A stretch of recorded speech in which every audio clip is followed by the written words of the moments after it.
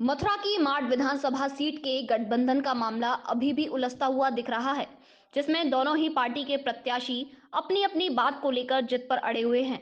इस सीट पर लगातार विवाद जारी है। वहीं आज जब बीए न्यूज द्वारा समाजवादी पार्टी के प्रत्याशी संजय सिंह लाठर से पूरे प्रकरण पर बात की गई, तो उनका कहना है कि हमारा कोई विवाद नहीं है और पार्टी हाईकमान और रालोद प्रत्याशी से बात हो गई है। पूरा मामला सुलझ गया है। मैं सपा के सिंबल से चुनाव लड़ रहा हूँ। जो मार्ग का विवाद चल रहा है, दोनों गठबंधन से दोनों प्रत्याशी हैं, तो अगर हाईकमान कहता है कि तो वापस लेंगे। नहीं तो पार्टी ने हाईकमान कहे नहीं, पार्टी ने मैं दोनों गठबंधन ने मैं अपना अधिकृत प्रत्याशी घोषित कर दिया हूँ। उसमें कोई विवाद नहीं है, किसी तरह का कोई विवाद कहीं है नहीं। एक तरफ तो रालोद वो भी कह रहे हैं कि वो सब समाधान हो गया है। हाँ, सब समाधान। क्या आप चुनाव लड़ रहे हैं? हम चुनाव लड़ रहे हैं, गठबंधन से चुनाव हम लड़ रहे हैं।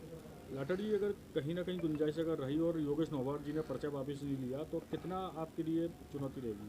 ये पर्चा वापस ले लेंगे। अगर बात करें माड़ विधानसभा की, जिस तरह से पिछली बार भी आपने लगभग 60,000 वोटों प्राप्त किए थे, तो इस बार क्या चुनौती रहेगी? जबकि बात देखा दिग्गज वहाँ पर कोई चुनौती नहीं। दोनों पार्टियों का गठबंधन है। 50,000 वोट हमें आए थे, 60,000 से ज़्यादा वोट राष्ट्रीय लोकदल को आए थे। उसके बाद हमने 10 साल हमने काम किया है, तो माहौल एक तरफा है। और क्योंकि सबसे पिछड़ी तहसील बना दिया था 8 बार के विधायक ने, अब की बार 8 बार के विधायक का लोग इलाज करेंगे। उनको खिलाफ बहुत एंटी इनकम्बेंसी है, क्योंकि मथुरा में सबसे पिछड़ी तहसील अगर कोई है तो माठ है और उसका जिम्मेदार वही है। अगर बात करें मथुरा वृंदावन सीट की, तो रात देवेंद्र अग्रवाल जी की जगह अनिल अग्रवाल जी को टिकट तो दे दी गई। देखो, पार्टी में ये चलता रहता है, कौन ठीक रहेगा, किसका उपयोगी है, क्या ना है। ये पार्टी हाईकमान अपने तरीके से सर्वे सिस्टम कराता है, वो पार्टी हाईकमान ने किया है। हमारे यहाँ भी ऐसा ही हुआ।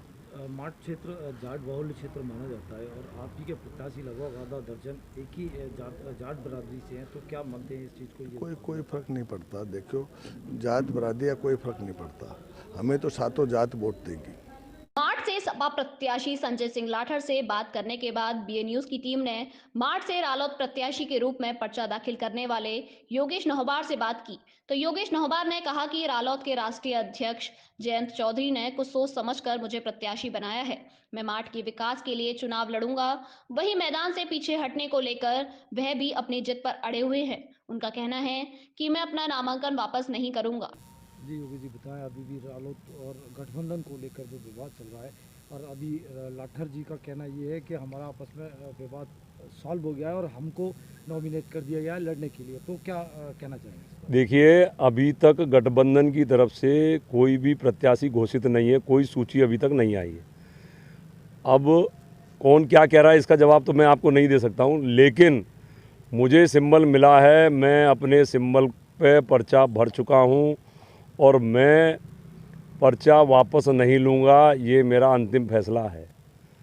जिस तरह देखा जा रहा है कि ऊपर हाईकमान से भी आपके ऊपर प्रेशर है, तो क्या आप हाईकमान के प्रेशर को भी दरकिनार करेंगे?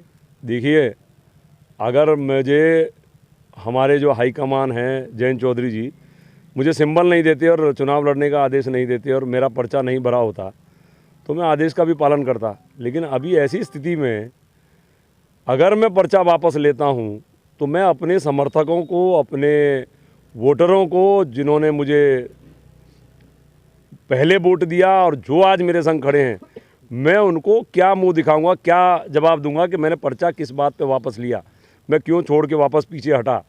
और ये जो दोष है, ये जीवन भर के लिए लगेगा कि ये आदमी ने पर्चा वापस लिया।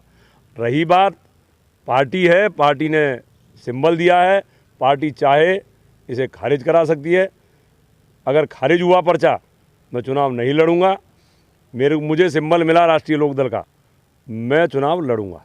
वही दूसरी ओर देखा जा रहा है कि सपा समर्थित प्रत्याशी संजय लाठर का कहना है कि आपके उनसे बात हो गई और आप पर्चा वापस ले रहे, वैसे मार्च से लड़ रहे हैं। देखिए, झूठी बातों का मेरे पे कोई जवाब नहीं है। मेरे से किसी की बात नहीं हुई, मुझे सिर्फ जयंत चौधरी जी ने बुला करके कहा था कि आप पर्चा वापस लीजिए। मैं जयंत चौधरी जी को उसी दिन मना करके आ गया था कि मैं पर्चा वापस नहीं लूँगा। यही मैं कई बार मीडिया के सामने कह चुका हूँ। रही बात और प्रत्याशियों की, उनसे मेरी कोई ना बात हुई, न मैं इस तरीके का कोई फैसला स्वयं ले सकता, ये फैसला हमारे राष्ट्रीय अध्यक्ष जयंत चौधरी लेंगे या जनता जनार्दन लेगी। तो जिस तरीके से आपका कहना ये है कि अगर हाईकमान निरस्त करता है तो ऐसे में फिर मुझे बैकफुट पे आना पड़ेगा। जब मुझ पे सिंबल ही नहीं रहेगा तो मैं निर्दलीय पर्चा नहीं बनूंगा और निर्दलीय नहीं लड़ूंगा। कृपया हमारे YouTube चैनल को लाइक व सब्सक्राइब करें। बेल आइकॉन दबाएं। ताज़ा खबरों के लिए हमसे जुड़े रहें।